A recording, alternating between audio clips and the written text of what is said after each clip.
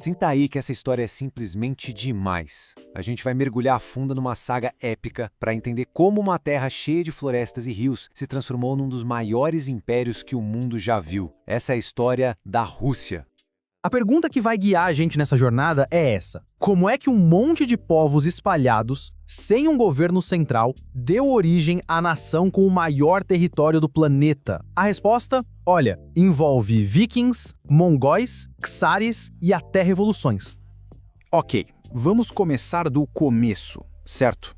Nosso primeiro ato vai lá nas origens, muito antes de existir um país chamado Rússia.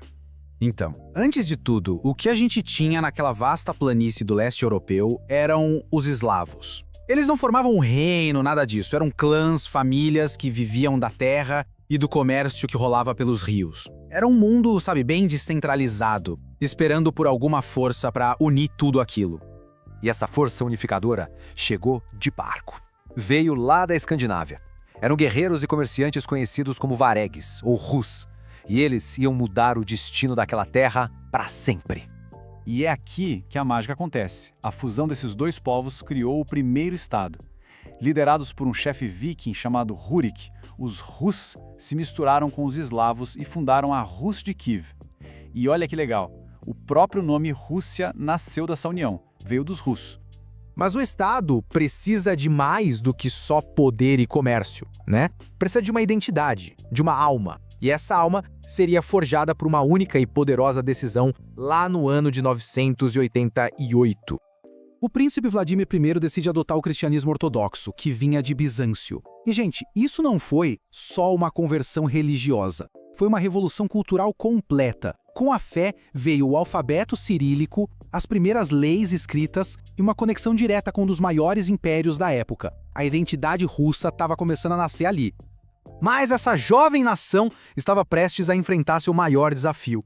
Uma verdadeira tempestade se formava no leste, uma que ia testar a sua própria existência.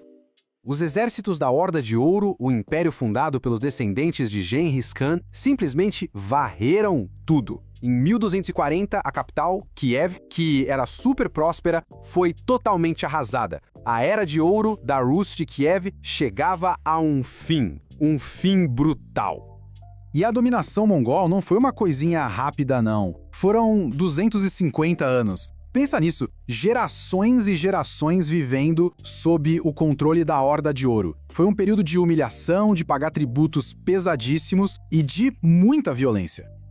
Então, o ponto crucial é que essa era de sofrimento deixou marcas profundas.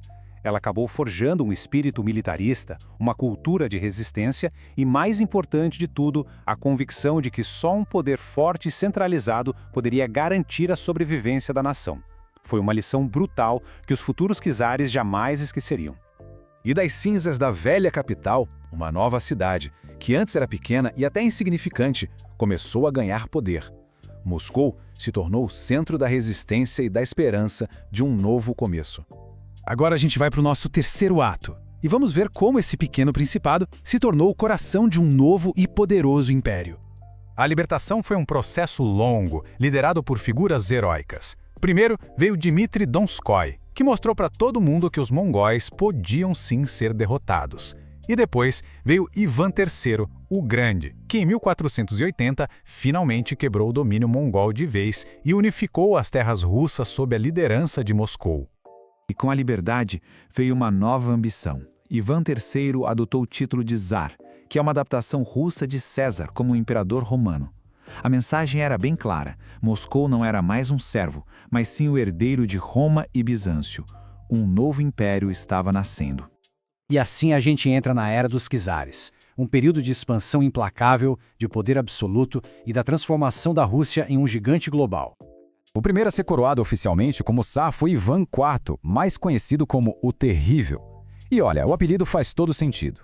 Ele expandiu o império com uma mão de ferro, consolidou o poder absoluto e usou de violência extrema e paranoia para esmagar qualquer um que ficasse no seu caminho.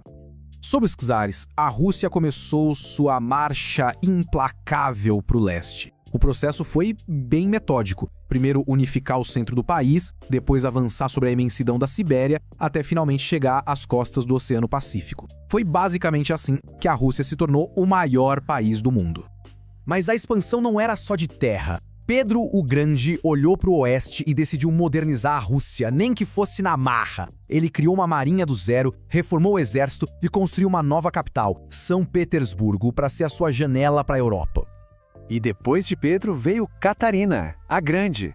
Ela completou essa transformação, expandiu o império para o sul, conquistando o acesso ao Mar Negro e consolidou a Rússia não só como uma potência militar, mas também cultural, bem no centro do palco europeu. Mas a gente sabe, né? Impérios não duram para sempre. Nosso ato final fala sobre o colapso do mundo dos czares e o nascimento de um novo tipo de poder, um poder ainda mais global. O século XX foi um verdadeiro turbilhão. Em 1917, a Revolução Russa acaba com séculos de monarquia. Em 22, nasce a União Soviética. Depois da vitória devastadora na Segunda Guerra, ela se torna uma superpotência, até o seu próprio colapso em 1991. Uma sucessão de eventos que literalmente remodelou o mundo. Das cinzas da Guerra Mundial, emergiram dois gigantes. De um lado, os Estados Unidos liderando o bloco capitalista. Do outro, a União Soviética liderando o bloco comunista. A Guerra Fria foi esse confronto global que definiu a segunda metade do século XX. Isso nos traz até hoje.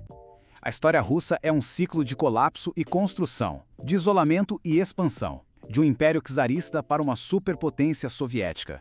E agora, uma nova federação russa. A questão que fica no ar é: qual será o próximo capítulo desta saga milenar? Se você curtiu, não esquece de deixar o like, seguir a gente para mais novidades e compartilhar sua opinião nos comentários. E se quiser saber tudo sobre essa história, vem com a gente no YouTube. Lá temos mais detalhes e conteúdos exclusivos. Não perca!